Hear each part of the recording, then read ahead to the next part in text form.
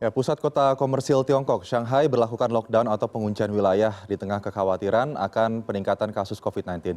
Langkah ini dilakukan setelah Shanghai mengalami puncak penambahan kasus COVID-19 varian Omicron. Sebelumnya banyak pihak menentang penguncian wilayah di Shanghai akibat posisi vitalnya sebagai jantung ekonomi Tiongkok. Penguncian wilayah ini dilakukan selama 9 hari. Lalu bagaimana kondisi WNI di sana dan bagaimana pula memahami keputusan penguncian wilayah ini di tengah optimisme transisi pandemi Indonesia menjadi endemi. Kami bahas siang ini dengan Konsul Jenderal RI di Shanghai, Bapak Denny W. Kurnia. Selamat siang waktu Jakarta, Pak Denny. Selamat siang, Mas Aldi. Oke, Pak Denny, saat ini bagaimana kondisi penguncian wilayah di sana dan bagaimana pula pembagian wilayah penguncian wilayah di Shanghai ini, Pak?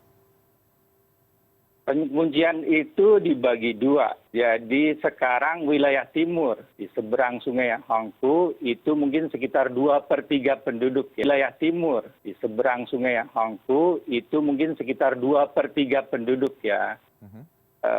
Jadi dari 28 Maret sampai 1 April. Nah, saya konsulat itu di Pusi, yang tadi yang dikunci Putong.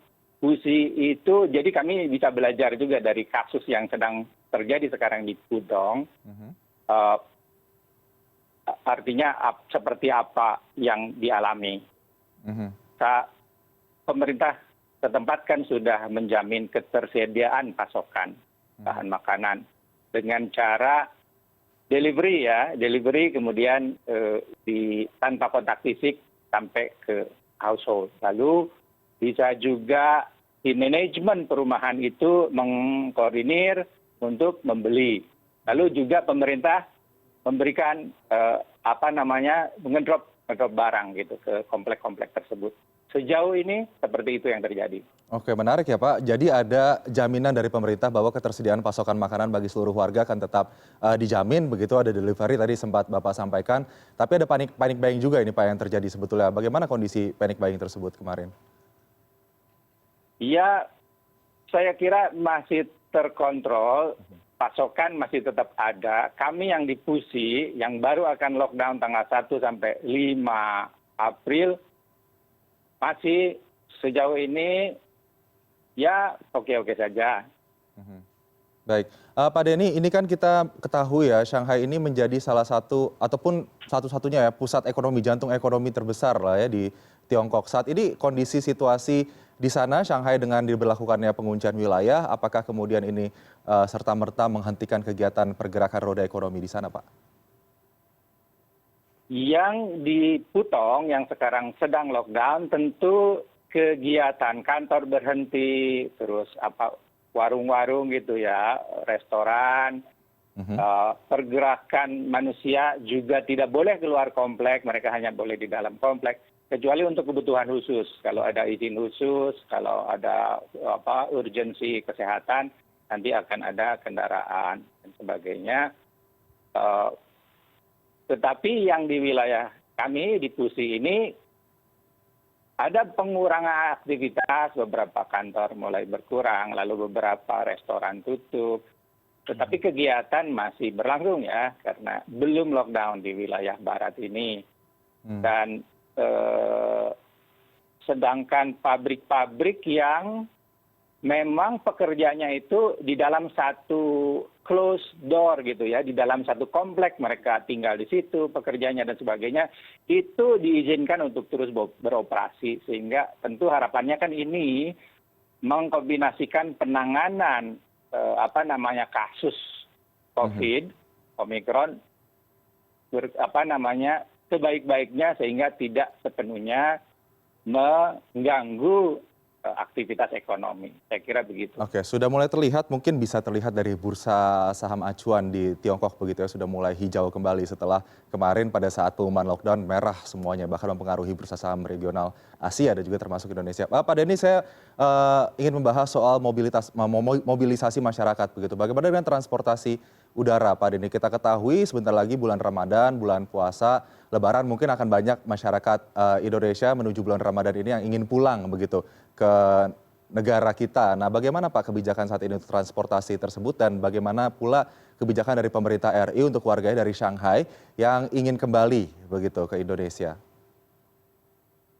ada restriksi penerbangan sudah berlangsung lama karena kan Tiongkok masih menerapkan kebijakan zero tolerance. Jadi tidak bisa mengakomodir adanya kasus, sehingga setiap kali ada kasus diatasi. Dengan demikian juga kebijakan pergerakan manusia keluar dan masuk Tiongkok juga dibatasi. Nah, ketika mulai Omikron ini merebak, kan di beberapa kota, Shanghai ini yang terakhir, sebelumnya kan ada Xi'an, ada Shenzhen.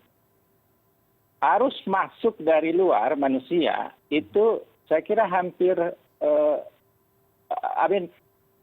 maksudnya pesawatnya itu dihentikan gitu ya, sehingga kemudian orang tidak bisa masuk juga. Karena berdasarkan regulasi kan untuk kegiatan pemerintahan, lalu bisnis esensial dan family reunion, yang memiliki hak tinggal di Tiongkok masih bisa masuk, tapi pesawatnya tidak ada yang diizinkan masuk ke Tiongkok. Sedangkan keluar Tiongkok untuk WNI masih bisa, sepanjang ada pesawat ya. Sedangkan untuk, saya kira penduduk Tiongkoknya dibatasi juga ya. Itu Pak kira-kira. Dari konsulat sendiri, catatan ada berapa total WNI yang berada di Shanghai Pak dan terpengaruh kebijakan penguncian wilayah ini? Berdasarkan data lapor diri ada sekitar 300 orang di Shanghai dan sekitarnya. Memang anjlok dibanding masa sebelum COVID ya, di mana angka peserta pemilu kita sampai 3.000 orang.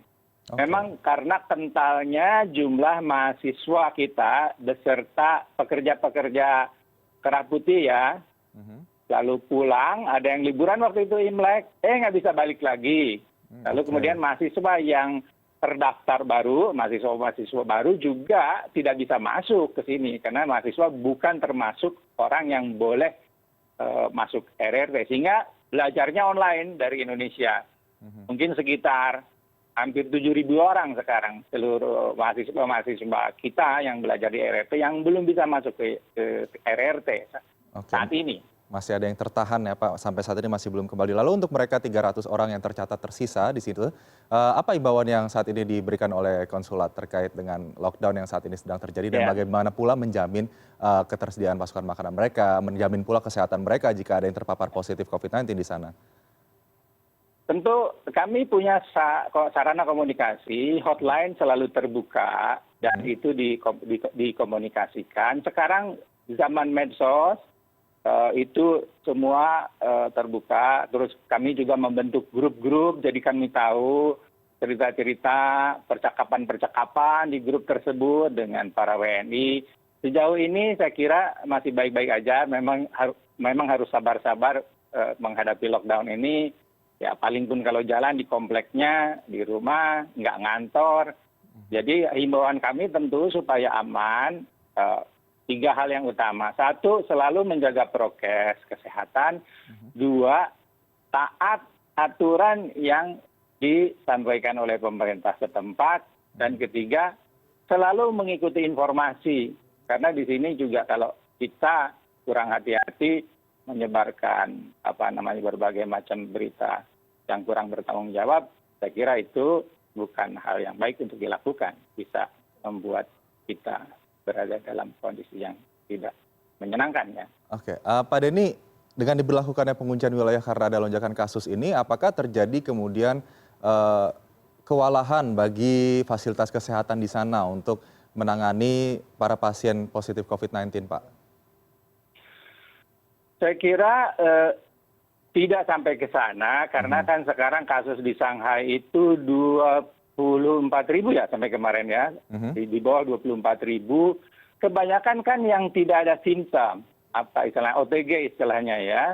Yang ada simptom itu kemarin memang 6%, sebelum-sebelumnya 2% gitu. Jadi yang ada simptom kemudian mesti dipisahkan ke rumah sakit, lalu kemudian yang tidak dapat ada simptom, dia juga dipisahkan untuk dikumpulkan di satu aula-aula besar dan sebagainya, sementara tinggal di sana.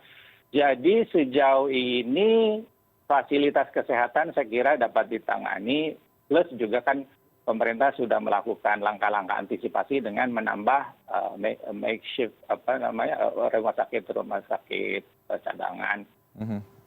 Terakhir Pak Denny, mungkin saat ini apakah ada WNI di Shanghai yang terpapar positif COVID-19, catatan dari konsulat? Sejauh ini belum ada laporan itu. Oh, oke. Baik, Pak Denny, ini semoga karantina penguncian wilayah di kota Shanghai ini benar-benar bisa menurunkan kasus aktif di sana dan nantinya mungkin para WNI yang sedang akan menyambut bulan Ramadan bisa menjalankan ibadah puasa ataupun nantinya pulang ke kampung halaman dengan lebih nyaman, lebih aman. Terima kasih Pak Denny W. Kurnia, Konsul Jenderal RI di Shanghai sudah bergabung bersama kami di World Now siang hari ini. Salam sehat Pak Denny. Salam sehat.